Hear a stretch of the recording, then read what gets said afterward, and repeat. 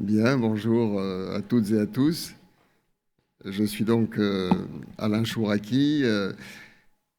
Je suis, enfin vous l'avez lu, ou c'est marqué peut-être quelque part, j'en sais rien. Donc je parle à partir de deux casquettes, ou sous deux casquettes. La première, c'est celle d'universitaire, directeur de recherche émérite au CNRS. Et la deuxième, c'est plus une casquette, c'est même complètement une casquette de militant.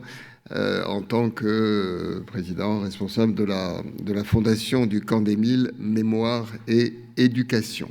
Bon. Alors effectivement, ce qui m'a été... vous êtes éblouissant, mais je crois qu'il n'y a pas le choix. Bon, ce qui m'a été demandé, c'est d'essayer de contribuer à la réflexion sur la démocratie, c'est vrai, très... Je le redirai, sur une ligne de crête actuellement, la démocratie dans la société française, plus largement dans les sociétés modernes et occidentales, de contribuer peut-être à cette réflexion à partir du recul de l'histoire et du recul des sciences de l'homme. Les deux étant très étroitement intégrés dans mon propos. Ce propos sera illustré par un petit film que nous projetons effectivement au Camp des Mille sur les différentes étapes qui peuvent conduire à la fin de la démocratie et au-delà, à des crimes, à des assassinats ciblés, à des crimes de masse, etc. Et puis ensuite à la présentation de certains outils tirés du passé, mais s'appliquant à des situations actuelles et nous permettant les uns et les autres de nous situer. Je pense que chacun d'entre vous pourra, sur la base de ces outils, se situer dans la situation actuelle en s'appuyant sur l'expérience de l'humanité et en particulier l'expérience des drames et des courages de l'histoire de nos pères, grands-pères et de l'humanité en général, en France, en Europe et ailleurs. Alors je vous disais, essayer d'apporter le recul de l'histoire et des sciences de l'homme, d'abord pour l'histoire. Quel est l'ancrage des éléments, l'ancrage très concret des éléments que je vais vous présenter? C'est effectivement d'abord l'histoire du Camp des Mille. La plupart d'entre vous ne le connaissent pas, il est près d'Aix-en-Provence. C'est le seul grand camp français, d'internement et de déportation encore intact. Il y en avait 242 sur toute la France, et la majorité était en zone dite libre, comme le Camp des Mille en particulier. C'est un site mémorial aujourd'hui, après 30 ans de bagarres, de combats. Quand je dis bagarre, c'est bagarre, hein, s'attacher aux grilles, se retrouver en garde à vue, etc. Parce que personne ne voulait remuer cette histoire. Personne, pendant 30 ans. C'est aussi l'effet d'une génération qui avait connu la guerre et qui ne tenait pas à remuer tout cela, avec d'ailleurs, comme souvent, de la culpabilité, surtout dans un lieu comme le Camp des Mille, qui est une sorte de Veldiv du Sud. Comme vous le savez, Chirac a reconnu la responsabilité française, de l'État français, en 1995 au Veldiv, à Paris. Mais le Veldiv, donc 95, ça fait déjà 50 ans après la guerre. Hein. Bon. Mais le Veldiv, ce sont des policiers français et des gendarmes français sous occupation allemande. Le Camp des Mille, ce sont des policiers et des gendarmes français sans occupation allemande, allant jusqu'à déporter des enfants qui n'étaient pas demandés par les Allemands. Alors pourquoi je dis cela? Pas du tout pour dire « oulala, qu'on a été mauvais comme Français », pas du tout. C'est juste pour dire « attention ». On a quand même, moi j'ai grandi dans une période où les méchants, c'était les Allemands. Quand on était poli et qu'on pensait à l'Europe, on disait les nazis. Point final. Bon, alors on savait qu'il y avait eu quelques collabos, mais sinon la France avait été résistante et la France s'est couverte de musées de la résistance plus ou moins importants, et c'est bien qu'il y en ait parce qu'ils montrent que yes we can. Bon, qu'on peut, que certains ont pu, et c'est bien que ça ait été fait. Mais la dimension déportation, internement était complètement occultée. Il a fallu que des processus se réenclenchent pour qu'un certain nombre de déportés, en particulier Simone Veil, parlent dans les années 1980, et pour qu'on commence à avoir une prise en compte des déportés politiques venant de la résistance, puis des déportés juifs. C'est quelque part relativement récent. Relativement, si on pense aux 75 ans depuis la guerre. Bon.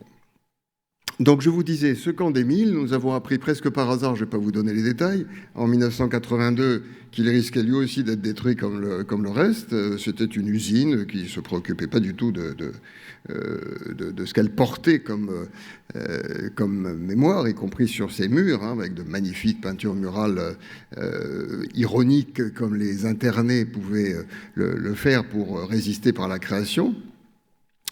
Et nous avons très vite compris le parti qu'on pouvait en tirer. À la fois le parti du combat pour la mémoire, qui quand même a révélé beaucoup de choses, mais le parti qu'on pouvait tirer de cette histoire, parce que c'est une histoire en 3 séquences. 39-40, c'est la République qui interne des étrangers considérés comme suspects, parce qu'ils relevaient d'une puissance ennemie, allemands, autrichiens en particulier. Et là, qui on a interné, en fait, 90% non seulement d'innocents, mais en plus de gens qui étaient venus en France se réfugier contre le totalitarisme nazi, qui était arrivé depuis les années 30, et notamment dans le sud de la France. Bon. Mais bon, là aussi, dans des périodes de tensions extrêmement fortes, et notamment de tensions politiques et identitaires, on ne fait pas le tri. Et la République n'a pas fait le tri. Et elle a préparé des textes, décrets de 1938, avant la guerre, sur les indésirables. Elle a préparé les camps, les 1000 et d'autres, entre 39 et 40. Elle a préparé l'état d'esprit. Alors, je ne dis pas, et c'est toute la subtilité des leçons de l'histoire, je ne dis pas que nous aurions été meilleurs que les responsables républicains de l'époque. Toute la difficulté de ce que je vais vous présenter et de ce que nous vivons, c'est l'engrenage.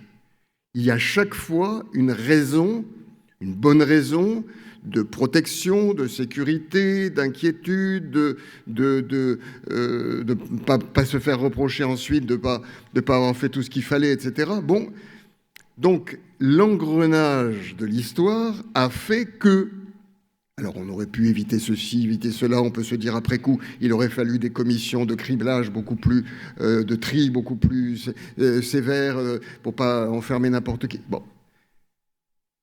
Les engrenages sont tels qu'il y a des sortes d'emballements de l'histoire qui conduisent à des injustices considérables. Donc ça, c'est la première période, 39-40. Puis 40-41, Pétain arrive, il n'a qu'à se baisser, comme souvent les régimes autoritaires, pour ramasser des textes qui existent déjà. Vous l'avez compris, textes, état d'esprit, les camps eux-mêmes, etc. Donc, bon, bien sûr, en les aggravant, en étendant les cibles et les persécutions. Donc là, la deuxième période, c'était les mêmes, en gros, sauf que là, Pétain avait bien compris que c'était des antifascistes. Donc là, il savait pourquoi, lui et les Allemands savaient pourquoi il les internait. Et des réfugiés, des brigades internationales, des militants de gauche ou d'extrême gauche d'Italie, Luigi Longo, qui après est devenu secrétaire général du Parti communiste, etc., etc. Un nombre d'artistes et d'intellectuels considérables, y compris des prix Nobel internés, l'inventeur de la cortisone, etc., qui étaient donc internés sur place. Bon, tous ces gens-là, c'était au fond l'intelligentsia et les militants démocrates, parfois chrétiens, parfois communistes, etc., qui étaient considérés à juste titre comme étant des opposants.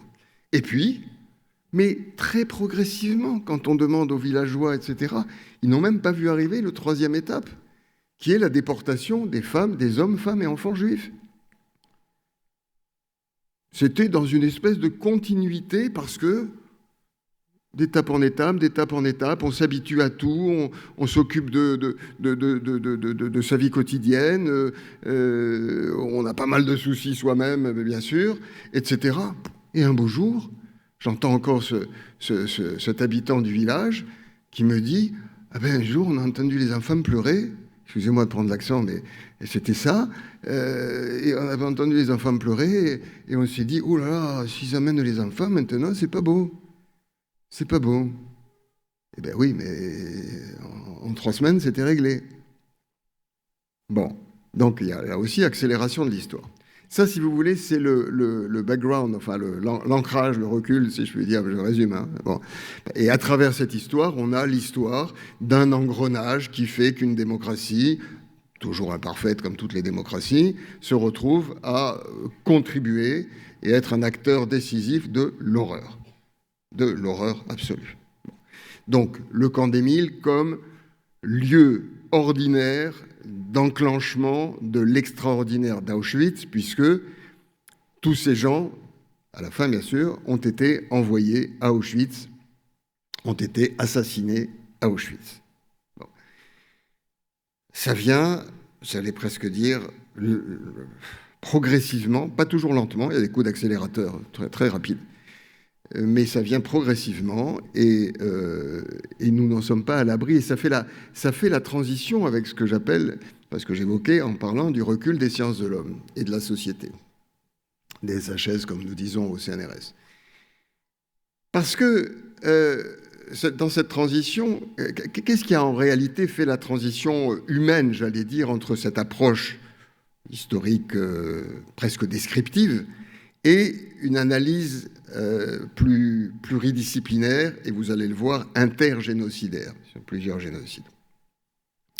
Ce qui a fait la transition, c'est l'alerte de nos anciens résistants déportés, etc. Pas du camp d'Émile, parce qu'ils avaient pratiquement tous disparu, ou ils étaient très loin, mais d'autres. Je prends l'exemple, pour être transparent avec vous, de mon père, ancien résistant, engagé chez Leclerc, la France Libre, etc., débarquement de Normandie. Le 8 mai 1945, il était donc le jour de la victoire, il était à Berchtesgaden, au nid d'aigle d'Hitler. Ils avaient brûlé la politesse des Américains qui s'en sont jamais remis, au point que dans les films, y compris de Spielberg, ils font comme s'ils étaient arrivés. Bon, peu importe, on s'en fiche.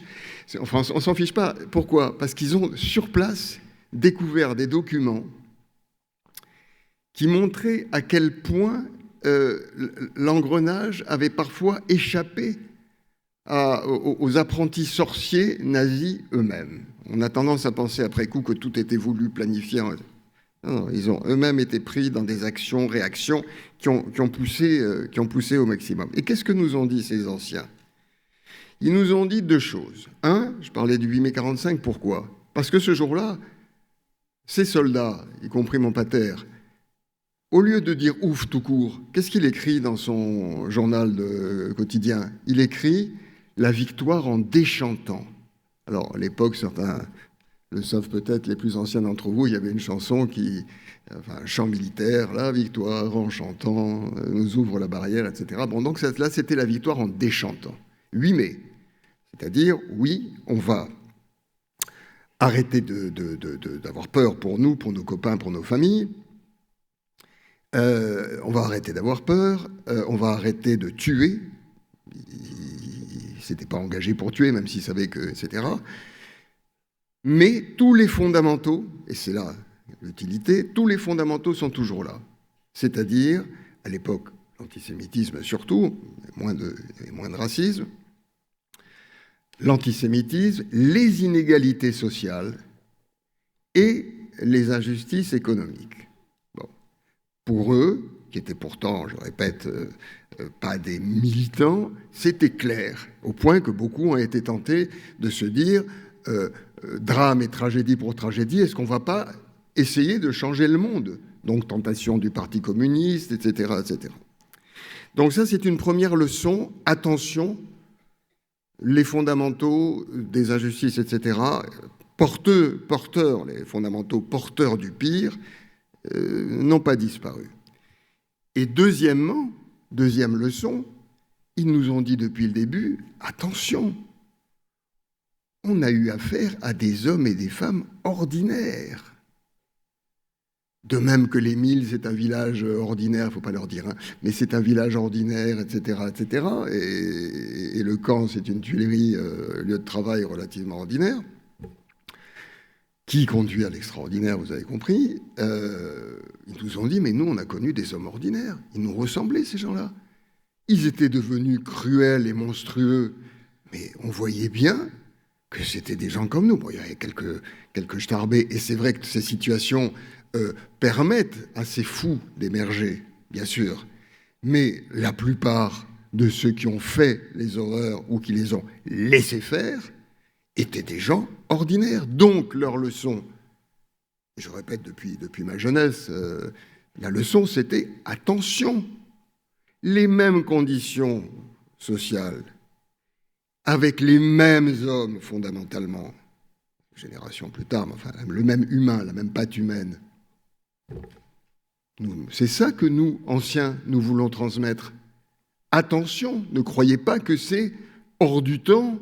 Non, et si ça s'est reproduit régulièrement, ces horreurs-là, et partout dans les continents, c'est probablement qu'il y a des facteurs dans les fonctionnements humains qui peuvent conduire à cela. Donc attention. Et puis, ça c'était le socle, si je puis dire. Et puis, ensuite, ça a été, à partir de, il y a une dizaine d'années, ça a été, attention, alerte. Vous, nous disaient-ils les anciens, vos analyses scientifiques, etc., vous donnent l'impression que c'est en train de recommencer. On vous a calmé en vous disant, mais non, nous on sait ce qui s'est passé vraiment, ça peut se reproduire, c'est vrai, mais on ne le sent pas. À partir d'il y a une dizaine d'années, ils nous disaient, attention, les vents mauvais se lèvent, et se lèvent puissamment. Et donc du coup, en plus de l'idée de maintenir le lieu pour expliquer comment ça peut arriver, nous avions l'aiguillon de ces anciens nous disant « Nous, on sent arriver le vent mauvais qui peut emmener très loin. » Bon. Alors à partir de là, notre propos, notre boulot a été de mettre en place une méthodologie qui ne se contente pas de dire « Voilà ce qui s'est passé, attention, oulala, c'est grave, ça peut recommencer, plus jamais ça. » Tout ça, c'est très bien, il faut le faire. Mais de dire ou d'essayer de voir comment faire pour que plus jamais ça. Donc, ne plus compter comme la première génération des victimes, Simone Veil ou autres, on les a tous eus et vus, ils nous ont soutenus, Elie Wiesel, George Samprun, l'Espagnol merveilleux, etc. Bon. Eux, ils étaient sur transmettons l'émotion, elle suffira en quelque sorte à prémunir. Pas du tout. Au fil du temps, l'émotion s'effrite, évidemment. Donc il fallait trouver une autre manière plus rationnelle, plus fondamentale, au-delà de l'émotion, sans supprimer l'émotion, évidemment. Il fallait trouver une autre manière, et donc une manière, si possible, scientifique, de prendre ce recul et de voir quels sont les mécanismes qui ont eu lieu à l'époque et qui seraient des mécanismes humains fondamentaux. D'où une méthodologie que nous avons appelée une méthodologie de convergence des mémoires. Qu'est-ce que ça veut dire, la convergence des mémoires? La convergence des mémoires, ça veut dire que on a un cas historique puissant. En Europe, c'est la guerre, la Deuxième Guerre mondiale et la Shoah. Bon. On analyse les mécanismes qui s'y sont produits, je vais y revenir, et on valide ou pas ces analyses comme étant universelles en regardant les autres grandes tragédies humaines. le génocide contre les Arméniens, le génocide contre les Tutsis au Rwanda, les crimes génocidaires contre les Tziganes en particulier. Bien. C'est une démarche scientifique basique. On a un cas, la Shoah et l'histoire de la Deuxième Guerre mondiale. Est-ce que c'est un cas particulier, propre à un moment, à un mec qui avait une petite moustache brune et qui était un peu ceci, cela, à des Allemands etc. Ou est-ce que ce que nous dit la Shoah parle de l'homme en général, pour le pire et pour le meilleur, par les résistances.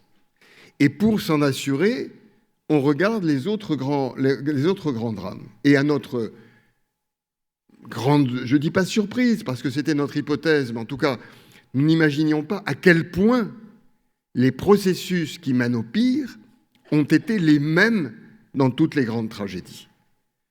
Et en particulier les processus humains psychosociaux comme la passivité, l'effet de groupe, les stéréotypes et les préjugés, la soumission aveugle à l'autorité, tous ces éléments individuels et collectifs d'ailleurs, s'incluant dans des processus sociétaux beaucoup plus larges qu'on a analysés en plusieurs étapes. Bon. Voilà, si vous voulez, le schéma de base à partir duquel quelques outils vont vous être présentés maintenant, en essayant un peu d'accélérer parce qu'on a un peu de retard, enfin on a démarré un peu plus tard et il faut essayer de tenir, je suppose, les délais. Bon, donc là, ce qui va vous être présenté comme film, peut-être pas complètement parce qu'on n'a pas un temps fou, c'est un film qui illustre comment, dans les grands drames de l'histoire, quelles ont été les étapes, en fait il y en a 3, quelles ont été les étapes qui ont mené au pire et aussi, au passage, les résistances possibles. Et je vous incite, plus que les images elles-mêmes, à regarder les mots-clés qui sont mis en avant sur chaque étape. Je pense qu'ils sont assez éclairants sur ce que nous vivons aujourd'hui. Et vous verrez que c'est l'histoire. Et pour moi, l'histoire, c'est tout bêtement l'expérience de l'humanité. Ça n'est pas simplement un récit dont nous sommes héritiers. C'est une expérience de comment les humains vivent et comment les humains en arrivent à se jeter par millions les uns contre les autres. Bon. Donc, c'est cela qui va vous être présenté. Ensuite, je décortiquerai un peu plus les choses. Prenez attention à la première phase qui est la phase de terreau. Dans toute société, il y a des tensions sociales légitimes. Et puis, en période de crise, ces tensions déclenchent des engrenages nourris toujours par l'obsession identitaire. L'obsession identitaire, je ne dis pas le souci de l'identité, parce que ça, on l'a tous, individuellement, collectivement, ce n'est pas le sujet.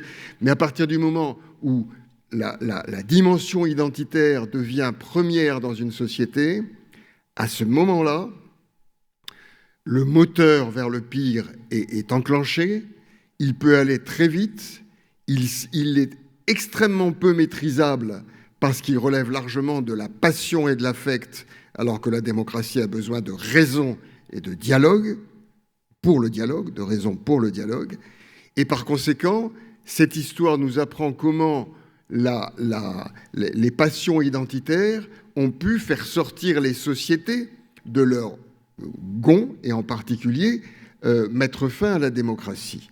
Donc cette spirale à partir du terreau des tensions normales, si je puis dire, peut aller très loin en 3 étapes et regarder les caractéristiques de chaque étape. Ensuite, on passera rapidement aux différents outils et on aura vu l'essentiel. Après, il y aura des questions probablement en fin de matinée. Donc, si vous voulez bien passer le film, et on s'arrêtera probablement à la fin de la deuxième étape. Je vous ferai signe si vous voulez, pour ceux qui ont la gentillesse de s'occuper de la régie. Merci. Des scientifiques ont cherché à comprendre comment des sociétés, développées ou non, parfois démocratiques, pouvaient se transformer à un tel point qu'elles devenaient capables d'actes génocidaires. Ce film vous propose de partager leurs réflexions. Non, mais faut bien l'admettre. La plupart des trafiquants sont noirs ou arabes. T'es feignant comme un Corse. S'il y a trop d'Arabes, tout de suite c'est la zone. Ah bah les Suisses, ils sont pas rapides. C'est vraiment un travail de Porthos, ça. Les Blancs, c'est tous des riches. Personne fout rien ici. On se croirait en Afrique. Faut bien dire que les roux sentent mauvais. Y a des Roms là-bas. Fais gaffe à ton scout. Les Blancs, ils puent la mort. Les Allemands, tous fachos. En Russie, c'est plus de vodka, mafia et compagnie. Pas de racaille ici, hein. Embaucher un noir? J'ai rien contre, je suis pas raciste. C'est les clients qui comprendraient pas. Quel radin, celui-là. Tu serais pas un peu juif par hasard?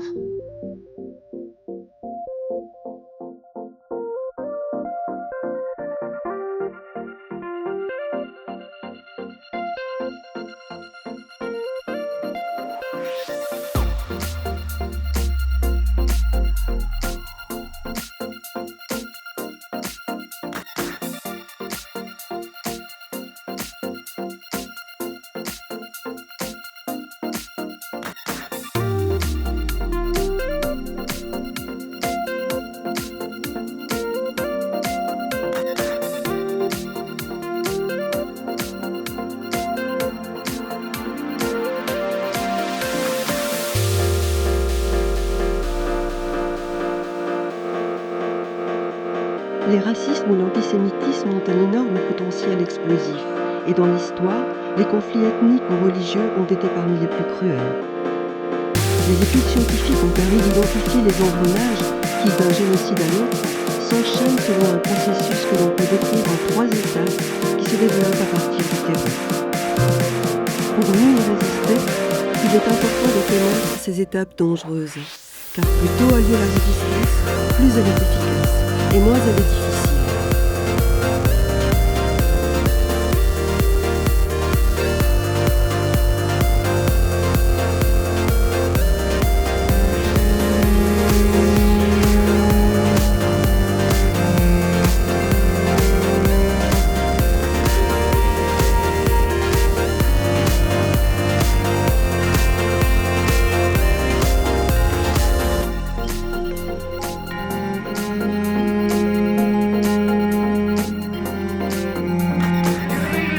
Personne ne parle des dizaines de milliers de gens qui, chaque année,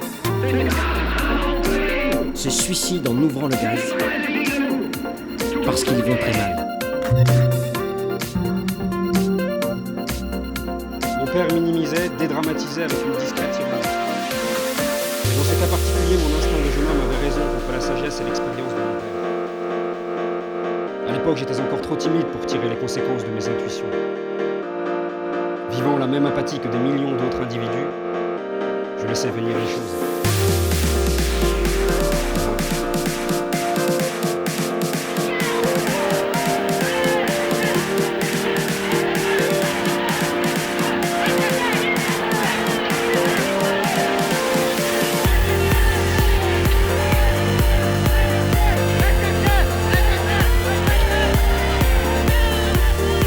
Sur 100 Français de vieille souche française, 90 au moins sont de vrais blancs, purs de tout autre mélange racial. Il n'en est pas de même du juif. Celui-ci est issu de métissage accompli il y a déjà plusieurs millénaires entre des Aryens, des Mongols et des Nègres. Le juif a donc un visage, un corps, des attitudes, des gestes qui lui sont propres. Les Juifs, les Tziganes, les Tutsis au Rwanda, les Arméniens, tous sont victimes de rumeurs, voire accusés de complot. Ainsi, les Arméniens ont été officiellement accusés pour justifier les massacres. Notre rejet des Arméniens repose sur 3 points distincts. 1, ils se sont enrichis aux dépens des Turcs. 2, ils ont résolu de se soustraire à notre domination et de créer un État indépendant. 3, ils ont ouvertement aidé nos ennemis, secouru les Russes et par là causé nos revers. Nous avons donc pris la décision irrévocable de les rendre impuissants avant la fin de la guerre. Autre exemple, les protocoles des sages de Sion. Ce faux document a été créé par la police tsariste pour justifier les pogroms. Il est censé prouver l'existence d'un programme mis au point par un conseil juif destiné à dominer le monde. Hitler l'utilise largement pour sa propagande. Au Rwanda encore, un faux document est attribué aux Tutsis afin d'exciter les Hutus contre eux. Sachez qu'un Hutu est créé pour servir. Faisons des élus Hutus, nos amis. Offrons-leur des cadeaux et de la bière afin de leur tirer les vers du nez. Offrons-leur nos filles. Les Hutus résisteront très difficilement à leur beauté angélique. Sachez que les Hutus sont gourmands. Distribuez-leur beaucoup d'argent. Nous avons beaucoup d'argent. Contre les Tziganes aussi, en 1909, comme souvent depuis le XIXe siècle, la presse relate un soi-disant massacre d'enfants volés à New York.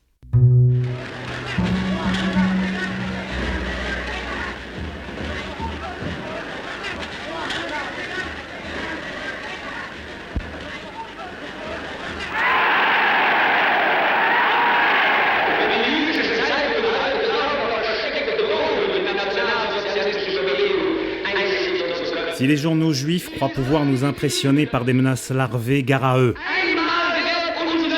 Notre patience a des limites. Un jour, on clouera le bec à ces sales menteurs de juifs.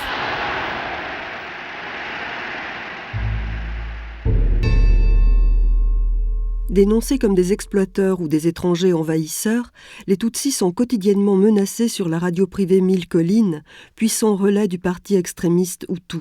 Avis à tous les Guinéens qui nous écoutent, oui, à tous les Guinéens qui nous écoutent, le Rwanda appartient à ceux qui le défendent vraiment. Et vous, les Guinéens, vous n'êtes pas des Rwandais.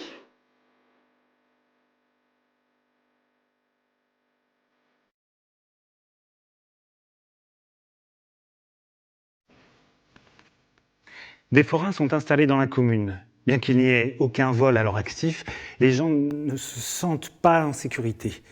Tous redoutent qu'un incident éclate, soit du fait des hommes de la tribu qui sont d'un caractère spécial, soit du fait des femmes et des filles qui sont de mœurs discutables. Si ces craintes se réalisaient, toute la population aurait à souffrir par la faute de ces tristes individus. Je demande donc que des mesures soient prises pour débarrasser au plus tôt la commune de ces parasites, dont la place est dans un camp où ils ne pourront nuire à personne.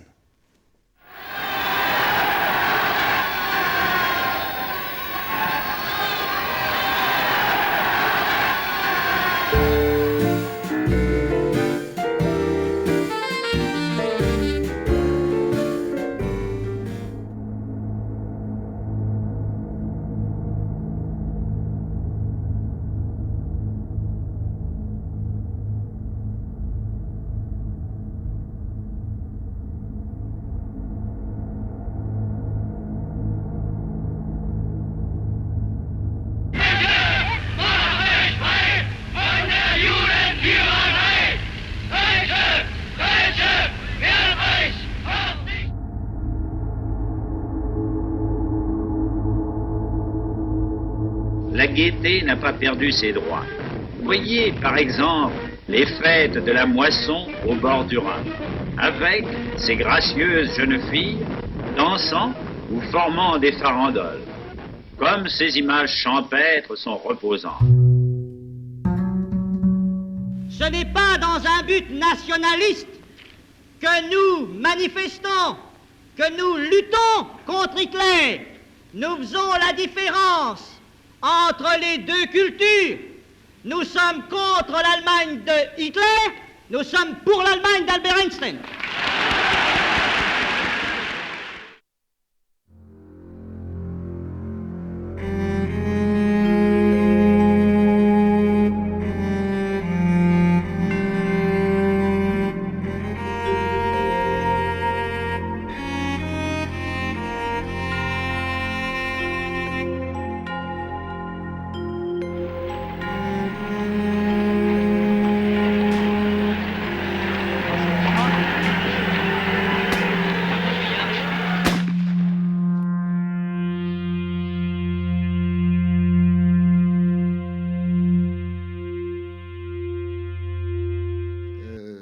C'est vous dire ma satisfaction d'être ici. Je veux dire que, et c'est pas simplement formel, hein, ceux qui connaissent mon histoire personnelle savent que j'ai un long chemin commun avec la CFDT, et notamment dans l'élaboration des premiers programmes de recherche entre le CNRS, le premier programme de recherche entre le CNRS et un syndicat en l'occurrence la CFDT, c'était en 1982, après Jésus-Christ.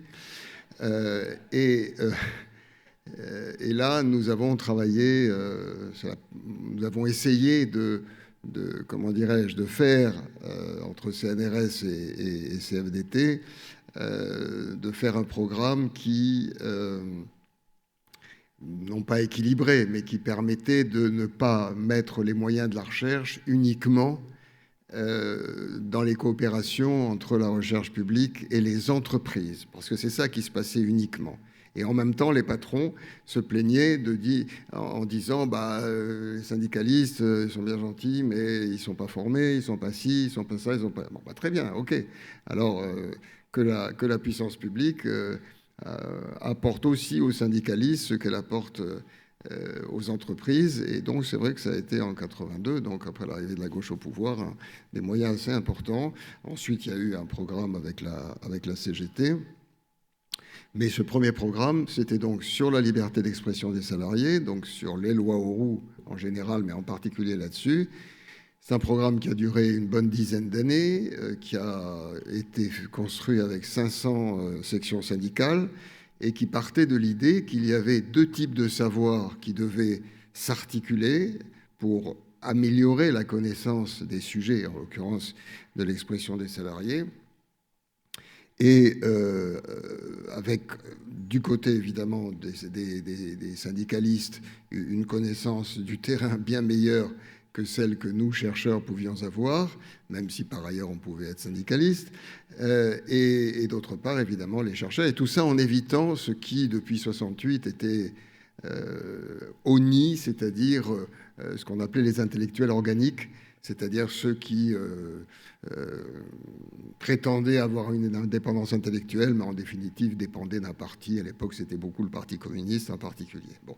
Donc on a voulu non seulement créer, mais crédibiliser une recherche honnête, transparente, avec des gens qui avaient des connaissances théoriques, les chercheurs, d'autres qui avaient aussi des connaissances parfois théoriques, mais surtout pratiques, et de les articuler, avec un contrôle très fort en interne de chacune des institutions. Donc, pour la CFDT, il y avait effectivement un suivi qui était très, très riche dans les fédérations. Il y avait 9 ou 10 fédérations qui étaient impliquées, dont Santé Sociaux. Et du côté du CNRS, il nous avait mis, avec notre accord, un conseil un conseil scientifique composé moitié de scientifiques et moitié de patrons. C'était un pari consistant à dire si les patrons eux-mêmes reconnaissent ce qui peut sortir de bon et de positif de cette alliance ou de cette convergence des savoirs, c'est que ça vaut le coup. Et c'est ce qui s'est passé. Alors évidemment, ce n'étaient pas les patrons les plus durs, c'était bien entendu, mais c'était des gens qui étaient reconnus dans le patronat et qui ont pu donc constater que l'on pouvait avancer. Donc ça a permis des avancées législatives, ça a permis surtout des avancées dans les entreprises, parce qu'au début, comme toujours, loi Auroux, intéressant pour aujourd'hui, ça aussi. Ça a été un long processus parce que la liberté et la démocratie, ça s'apprend. Il n'y a rien de plus difficile à vivre que la liberté. D'où le fait que quand il y a des difficultés, une bonne partie des gens se jettent dans les bras de ceux qui veulent leur enlever la liberté. Et il y en a d'autres, par contre, qui ne savent pas gérer leur liberté et qui font un peu n'importe quoi. Bon, ça s'apprend. Et donc, ça a été tout un long apprentissage pour la loi Auroux. Vous l'avez évidemment oublié ou pas connu, bien sûr. Où je me souviens que la loi Auroux avait voulu, à l'initiative de la CFDT, laisser dans les entreprises les partenaires, syndicats, création de la section syndicale d'entreprise aussi, les laisser se parler pour mettre au point les conditions de la liberté d'expression des salariés. Pendant 1 an, on a reçu des courriers disant « Mais cette loi, elle fait que Kathleen, elle nous laisse la liberté, mais on fait comment ?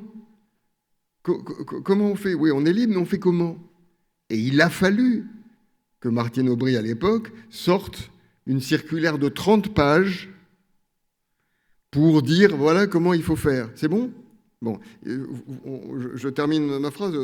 D'accord, merci beaucoup. Non, mais merci vraiment, parce que c'est pas évident. Bon, alors pourquoi je vous disais cela ? Parce que donc, il y a tout cette... alors ensuite, ça a été tout un programme au niveau européen, sur 500 entreprises européennes, qui a donné des textes à la Commission, etc., sur la participation des salariés et l'articulation toujours difficile des niveaux de régulation, des niveaux de participation, direct, indirect, représentative, enfin, bon.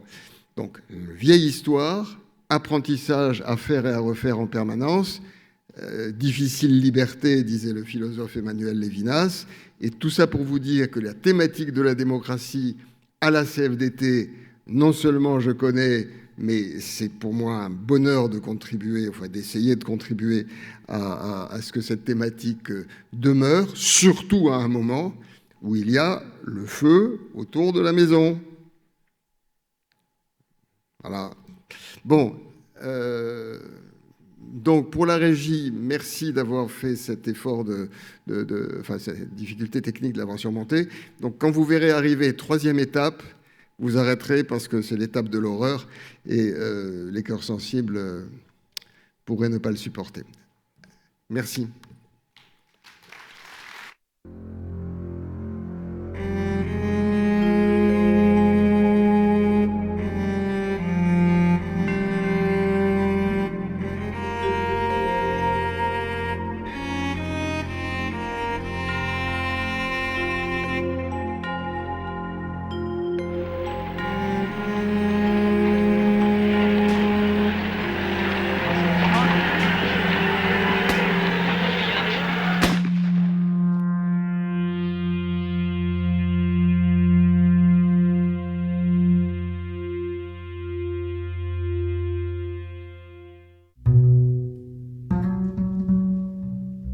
L'atmosphère en Allemagne en 1932 rappelle celle qui règne dans l'Europe d'aujourd'hui en 1938.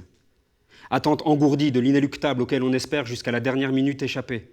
Lente approche de la catastrophe. Désarroi des forces d'opposition désespérément cramponnées aux règles que l'ennemi viole quotidiennement. Devant la Cour suprême, Hitler rugit qu'un jour il prendrait le pouvoir et que des têtes tomberaient. Rien ne se produisit. CSA, condamné à mort pour avoir tué un homme, reçurent d'Hitler un télégramme de félicitations. Rien ne se produisit. Ou plutôt si. Les 6 assassins furent graciés.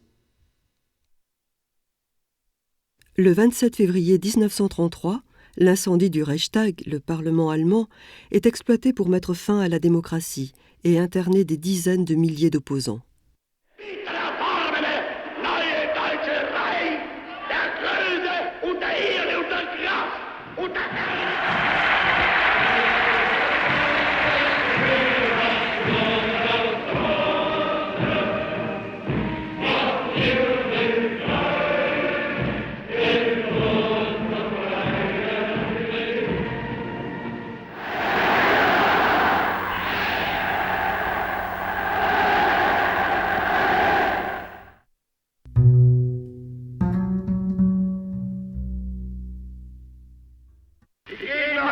Nos adversaires trouvent que nous sommes, et moi en particulier, des êtres intolérants et odieux. Eh bien, ces messieurs ont raison, nous sommes intolérants. Je me suis fixé cet objectif. Supprimer tous les partis. L'Assemblée se suicide en votant les pleins pouvoirs à Hitler pour 4 ans. Par allégeance ou par peur des représailles, 444 députés votent pour. Seuls les 94 socialistes ont le courage de voter non. Il n'y a plus de communistes. La plupart sont dans les camps. Le 24 octobre 1940, Hitler serre la main de Pétain, qui lui aussi met fin à la démocratie après avoir reçu les pleins pouvoirs du Parlement français.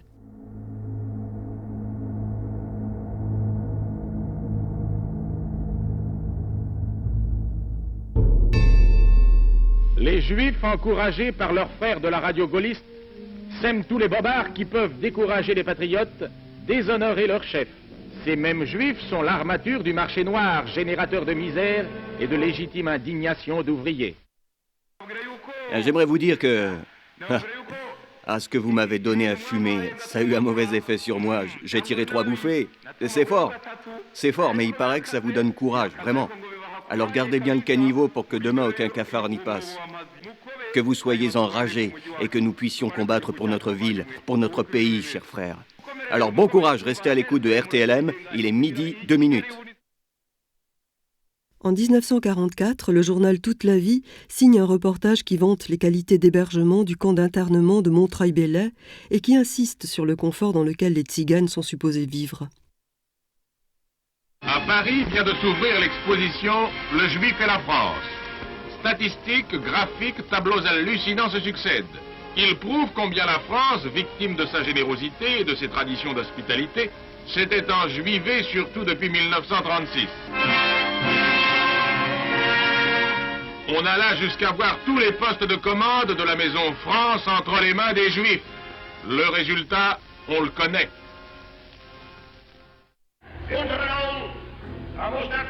Le garçon allemand doit être svelte et élancé, rapide comme un lévrier,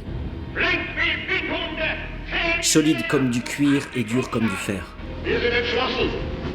Nous sommes déterminés à élever une nouvelle race.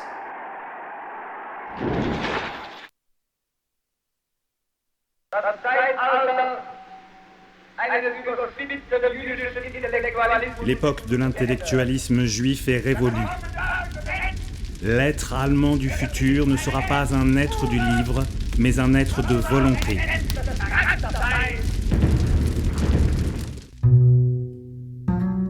Il faut qu'il y ait un soleil. Il faut qu'il y ait une espérance. Il faut que quelque part brille et brûle la flamme de la résistance française. Il est de notre devoir d'alerter l'Office des Affaires étrangères sur le fait que notre œuvre scolaire manquera désormais de base morale et perdra toute autorité si le gouvernement allemand est hors d'état d'adoucir la brutalité avec laquelle on procède ici. En présence des scènes d'horreur qui se déroulent chaque jour sous nos yeux, notre travail d'instituteur devient un défi à l'humanité. Comment pouvons-nous apprendre à lire à nos élèves arméniens, leur apprendre à conjuguer et à décliner, quand à côté de notre école, la mort fauche leurs compatriotes mourant de faim?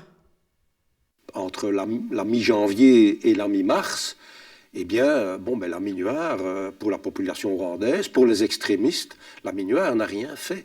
Et c'était aussi un encouragement à développer la structure qui, au début janvier, était sans doute encore embryonnaire et qu'on aurait pu neutraliser, juguler, si on était intervenu à ce moment-là.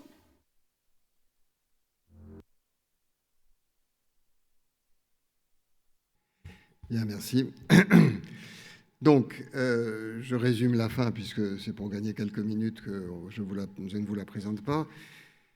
Il y a ensuite une espèce d'emballement après ces étapes-là, dans chacune des circonstances historiques, des emballements qui sont favorisés par des provocations, parce que n'oublions pas, une des grandes différences avec aujourd'hui, c'est la tonalité et la transparence des choses. À l'époque, c'était brutal, mais nos parents et grands-parents ne savaient pas quelle était, que l'impensable était possible et jusqu'où ça pouvait aller. Bon, nous savons, mais pas que nous, nos adversaires aussi. Nos adversaires ont beaucoup plus appris à cacher, à euphémiser, parce que depuis la guerre, tout de même, il y avait un consensus antifasciste, anti-nazi. Donc c'est clair qu'ils évitent la transparence que pouvaient avoir les excités ou les extrémistes identitaires de l'époque.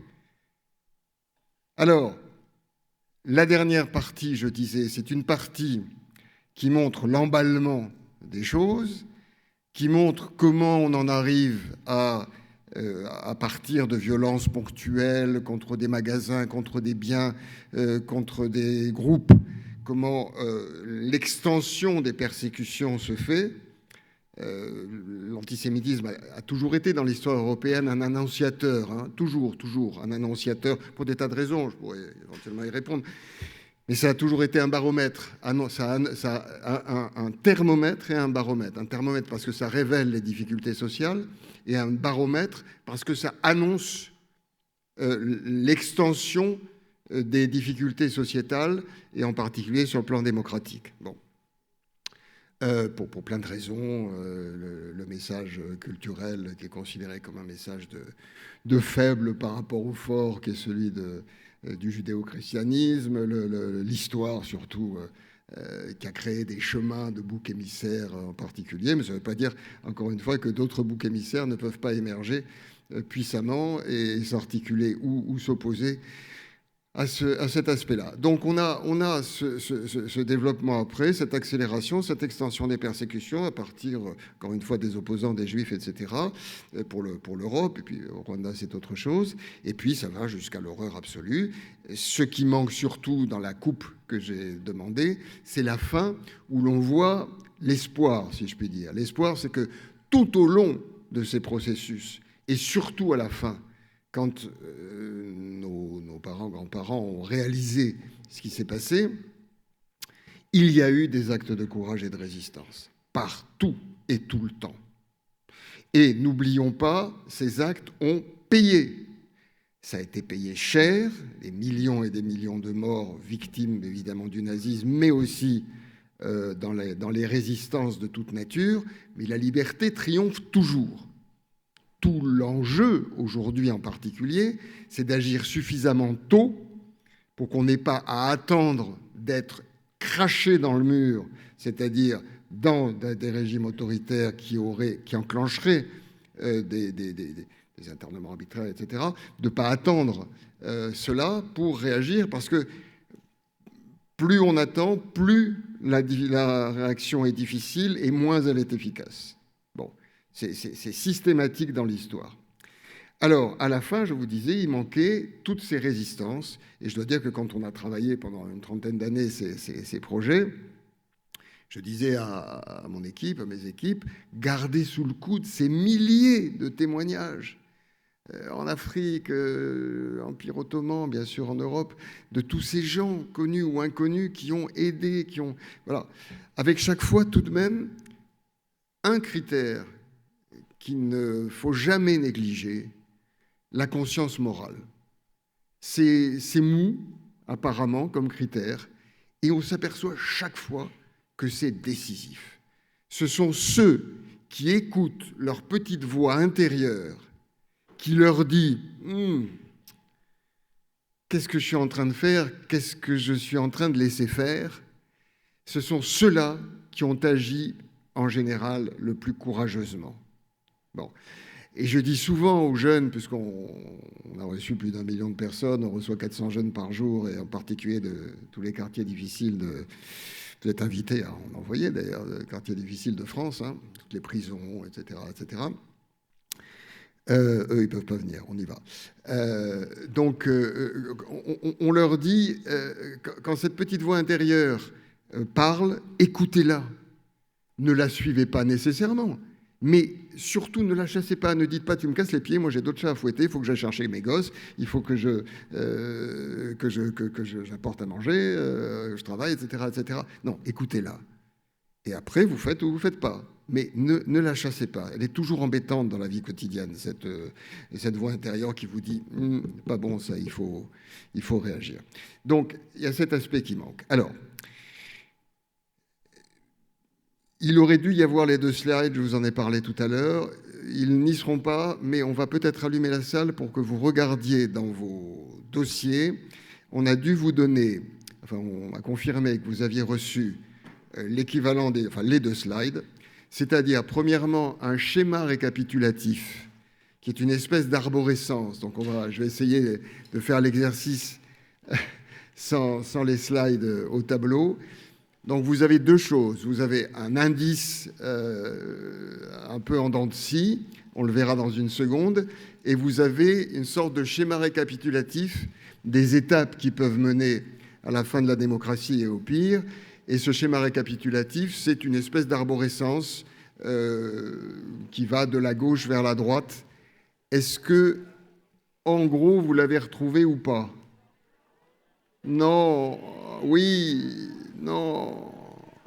Question idiote de ma part, bien sûr qu'il y a des oui et des non.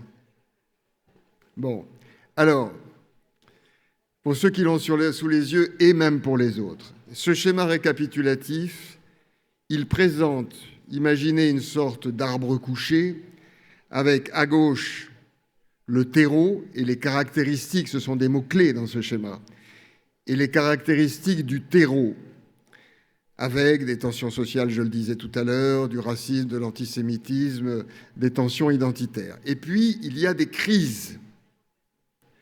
Il y a des crises qui, de toute nature, des déstabilisations sociétales, qui enclenchent un processus vers le pire.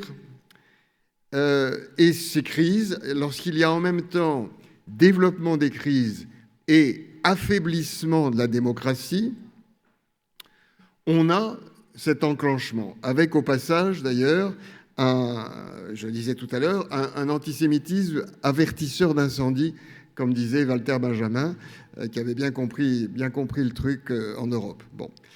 Donc, crise diverses. Aujourd'hui, on pourrait dire aussi pandémie, crise économique, crise sociale, déstabilisation d'une façon générale. Bon. Plus pouvoir démocratique affaibli pour 1000 raisons, systémiques ou spécifiques, on a la possibilité de l'enclenchement d'une spirale. Et cette spirale conduit donc à 3 étapes. Une première étape qui est une étape de durcissement et de brutalisation de la société, et une deuxième étape qui est celle que vous avez vue ici, qui est une étape qui voit en son milieu, j'allais dire, le risque de passage de la démocratie à un régime autoritaire, plus ou moins masqué. Vous savez que, pour les raisons que j'ai dit tout à l'heure, ils ont appris les leçons de l'histoire, ils parlent de démocratie illibérale. Trump n'a jamais dit qu'il était contre la démocratie, Poutine non plus, Orban non plus. Bon, voilà. Donc, là aussi, ils ont appris à manipuler les mots. Quand les mots deviennent fous, les hommes deviennent fous, c'est qu'ils perdent complètement leur repère. Et on a donc cette évolution dans cette deuxième étape où on peut se retrouver parfois très rapidement sur un vote, mais aussi parfois un coup de force, des provocations très importantes. Ils ont appris, je vous disais. Et ils ont appris qu'il y a des moments où, quand sociétalement, il y a autant de pro-démocratie que de gens qui laisseraient faire, je ne parle même pas d'anti-démocratie, et pourtant il y en a. Dans les sondages, c'est 40% de gens qui considèrent, en gros, que la démocratie n'est pas nécessairement le meilleur des régimes. Bon. Donc, quand on est dans une situation pareille, on sait très bien que des provocations violentes, on a eu l'incendie du Reichstag, on a eu au Rwanda l'avion du président qui a été abattu, et tout ça, ça a été des accélérateurs ou des déclencheurs. Et dans la deuxième étape, quelle est la caractéristique de cette deuxième étape? Pour ceux qui ont le schéma sous les yeux, vous le verrez. Ceux qui, sinon, encore plus clairement, dans l'indice, le graphe dont je vous parlais, hein, là, en dents de scie, vous avez en dessous du schéma, en dessous du graphe, vous avez des colonnes de mots-clés, et vous verrez donc dans ces colonnes que la deuxième étape est caractérisée dans sa première moitié, première séquence. Tout ça, c'est les leçons d'histoire, hein, c'est les synthèses historiques, même si on a l'air de, comme par hasard, de parler d'aujourd'hui. Bon, je dis comme par hasard parce qu'évidemment, si je viens vous présenter ça, c'est que ça peut parler au présent, sinon je vous dirais de lire des livres et de vous cultiver. Mais bon, donc, pour ceux qui ne sont pas déjà largement, bien sûr. Donc, première séquence. Elle est caractérisée comment? Perte de repères, institutions attaquées et ébranlées, rejet des élites, désordre, haine et agression, pouvoirs impuissants. Et la deuxième séquence de la deuxième étape, c'est après le glissement ou le basculement dans un régime autoritaire, commence des internements arbitraires, des disparitions d'opposants, une attaque systématique contre les médias indépendants et contre la justice, ce qu'avait fait Trump par exemple, ce qui est systématique en Pologne et en Hongrie, vous le savez, etc. Bon. Donc, il y a une espèce là aussi de progression, de continuité. Il se trouve qu'en Pologne et en Hongrie, les règles européennes font qu'ils ne vont pas trop loin, ça tiraille, mais ils essaient de pas... Bon. Mais la tendance, elle est claire. Et on voit aussi... Enfin, bon, bref, je parlerai peut-être du présent rapidement dans un instant, parce qu'il y aura aussi toute la table ronde pour en parler. Donc, en termes... Pardon ? Ah oui, d'accord, excuse-moi. Bon, donc, je me laisse emporter, effectivement. Pardon. Non, mais bien sûr, c'est normal.